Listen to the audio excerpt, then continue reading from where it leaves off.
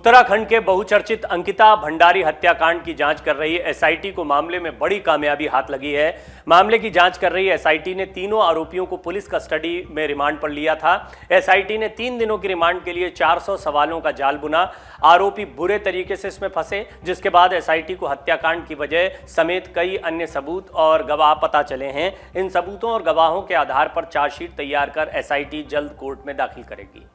बहुचर्चित अंकिता हत्याकांड मामले में जांच कर रही एसआईटी अब अपनी जांच के अंतिम दौर की तरफ है। स्पेशल इन्वेस्टिगेशन टीम को अंकिता हत्याकांड का पूरा मोटिव पता चल गया है। अब एसआईटी उसी दिशा में कड़ियों को जोड़ रही है। पुलिस के मुताबिक रिजॉर्ट लगातार घाटे में चल रहा था, जिसके कारण स्पेशल सर्विस के जरिए आरोपी पुलकित रिजॉर्ट से मुनाफा कमाना चाहता था, जिसके लिए पुलकित ने अंकिता पर दबाव बनाया था।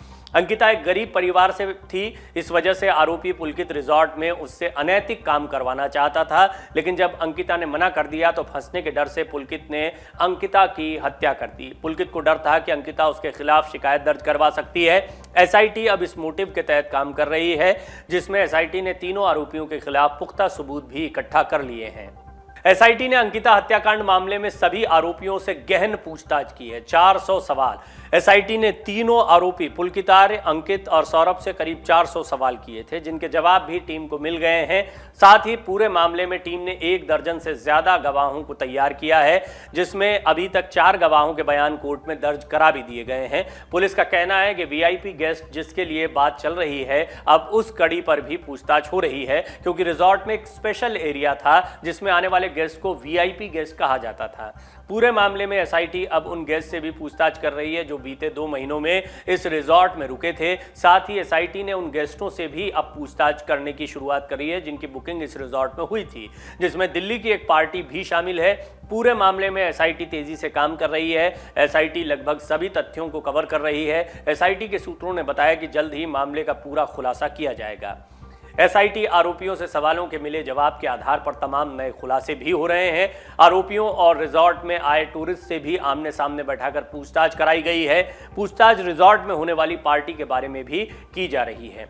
जो जानकारियां मिल रही हैं वो बहुत ही चौंकाने वाली है। अब तक 4 गवाहों के कोर्ट में बयान दर्ज कराए जा चुके हैं। एसआईटी तकरीबन 3 से 4 हफ्ते में जांच पूरी कर सकती है। एसआईटी प्रभारी डीआईजी पीआर देवी ने कहा कि जो सबूत इकट्ठा किए गए हैं और पोस्टमार्टम से मिले साक्ष्यों में कोई विसंगति नहीं पाई गई है, यानी दोनों का तालमेल बैठ रहा है, यानी जांच सही दिशा में चल रही है। हत्यारोपियों को क्राइम सीन पर भी ले जाया गया। रिजॉर्ट स्टाफ से पूछताछ में सामने आई कुछ खास कमरों में मेहमानों को वीआईपी गेस्ट के तौर पर ठहराने की बात, जो कि बहुत चौंकाने वाली है। ये वीआईपी गेस्ट कौन थे, किस तरह का वीआईपी ट्रीटमेंट मिलता था, इन सारी जानकारियों को अब एसआईटी हासिल कर रही है। इन लोगों से भी पूछताछ की जाएगी और सिर्फ अंकिता का जो हत्याकांड हुआ है उस समय पर नहीं, बीते समय में भी कौन कौन लोग यहाँ आते रहे हैं, किस वजह से आते रहे हैं, किस तरह से ये रिजॉर्ट चलता था, यहाँ कौन कौन सी गतिविधियां होती थी, ये सारी बातें सामने आएंगी।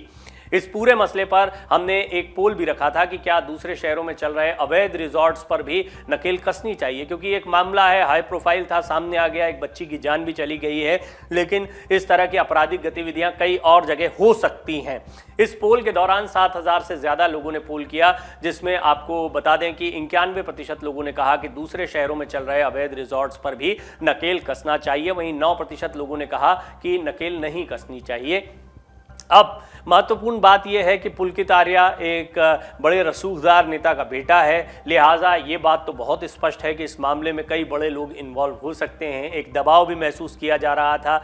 कई विसंगतियों के साथ या कई गड़बड़ियों के साथ इस रिजॉर्ट को लंबे समय से चलाया जा रहा था। यह भी देखना होगा कि कौन कौन अपने राजनीतिक रसूख का इस्तेमाल करते हुए इस तरीके से अवैध धंधों को चला रहा है, क्योंकि यहाँ पर क्या पुलिस, क्या स्थानीय प्रशासन और जिस तरह पटवारी की भूमिका संदिग्ध पाई गई या शुरुआती तौर पर मामले में हीला हवाली हुई, देखते ही देखते रिजॉर्ट कैसे इतना बड़ा हो गया, इस रिजॉर्ट में चल रही गतिविधियों पर पहले क्यों नहीं सवाल खड़े किए गए, जैसे बहुत से सवाल आज भी हमारे सामने खड़े हैं। लेकिन एक बात स्पष्ट है कि अब इस पूरे मामले में ये आरोपी बुरी तरह से फंस चुके हैं। एसआईटी अपनी जांच को आगे बढ़ा रही है। एक जबरदस्त दबाव भी उत्तराखंड सरकार पर इस पूरे मामले में रहा है। मुख्यमंत्री पुष्कर सिंह धामी खुद बढ़ चढ़कर इस पूरी जांच पड़ताल के बारे में बात कहते रहे हैं। वो कहते रहे हैं किसी भी आरोपी को बख्शा नहीं जाएगा, मामले की सही दिशा में जांच होगी।